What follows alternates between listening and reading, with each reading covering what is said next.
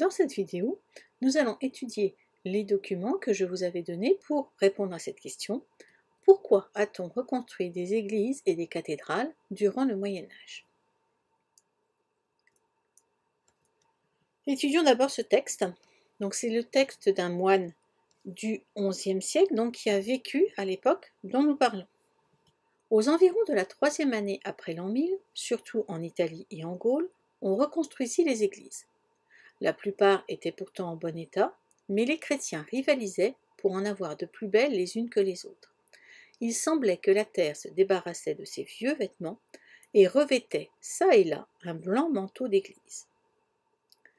Dans ce texte, on voit donc que même si la plupart du temps il y avait déjà des églises et qu'elles étaient en bon état, on va aux alentours de l'an 1000 les détruire pour les reconstruire afin de rivaliser pour avoir la plus belle.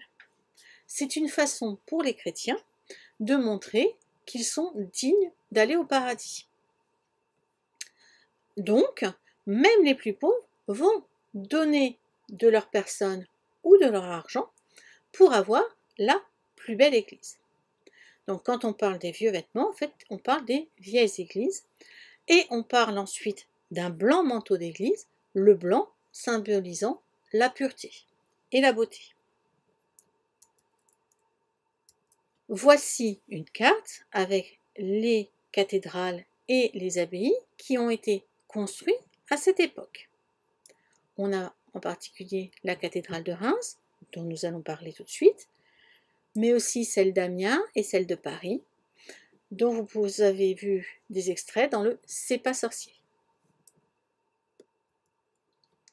Donc, pour construire les cathédrales, il faut ouvrir d'immenses chantiers. À partir du XIe siècle, un grand nombre de chapelles, d'églises, de cathédrales sont donc reconstruites. Les chantiers des cathédrales étaient démesurés, ils coûtaient très cher. Ils étaient demandés par un commanditaire. Souvent, ce commanditaire était l'évêque. Sur l'illustration, vous pouvez le voir ici. Donc, les chantiers des cathédrales étaient démesurés. On ouvrait des carrières pour extraire des pierres. Donc, on tapait dans la terre, dans la montagne, pour obtenir des pierres. On abattait des forêts pour construire la charpente et les échafaudages. On élargissait des rues pour permettre aux chariots de passer, ce qui voulait dire qu'on détruisait des maisons afin de pouvoir construire la cathédrale. Les manœuvres creusaient les fondations, ils portaient le mortier et les pierres, ils fonctionnaient les machines de levage, ils étaient au service de spécialistes, des artisans et des artistes, tels que les maçons, les tailleurs de pierre, les sculpteurs, les charpentiers et les verriers. Donc sur cette illustration, on peut trouver les tailleurs de pierre, les sculpteurs, les manœuvres qui font le mortier et enfin les engins de levage. Il y a deux styles dans la construction. À partir du XIe siècle, on va construire en gothique, mais avant cela, on avait le style roman. Alors, le style roman se caractérise par des arches plutôt arrondies, des gros murs qui peuvent soutenir justement ces arches et peu d'ouvertures. Oui, il faut que les murs soient solides, donc on ne va pas creuser de fenêtres à l'intérieur. Le style gothique, quant à lui, se caractérise justement par ce grand nombre d'ouvertures. On a l'impression que les façades, c'est de la dentelle, tellement il y a d'ouvertures. Parce qu'on va trouver un moyen de construction qui s'appelle l'arc-boutant. Et grâce aux arcs-boutants, on a juste besoin de piliers pour soutenir les voûtes. Donc, à retenir dans cette leçon, que dès l'apparition du christianisme, les chrétiens ont l'habitude de se rassembler dans des bâtiments qu'on nomme églises.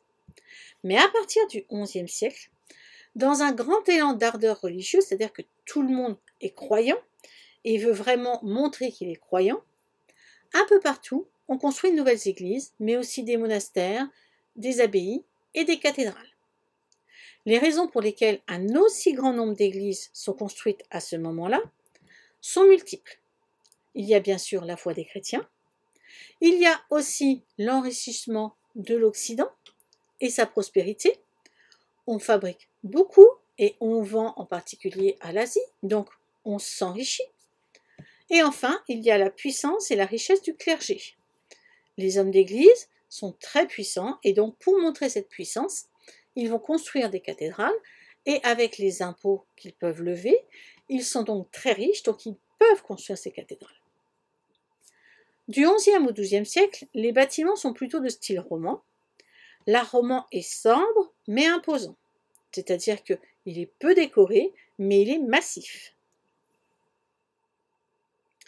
À partir du XIIIe siècle, l'art roman évolue petit à petit et devient l'art gothique. À ce moment-là, les bâtisseurs utilisent la technique de la croisée d'ogives qui permet la construction d'édifices beaucoup plus hauts et qui vont être mieux éclairés puisqu'il y aura de grandes fenêtres. Les églises gothiques sont plus fines et magnifiquement décorées. On a vu que les façades ressemblaient un peu à de la dentelle. Elles sont éclairées par de larges verrières qui elles-mêmes sont décorées par des vitraux.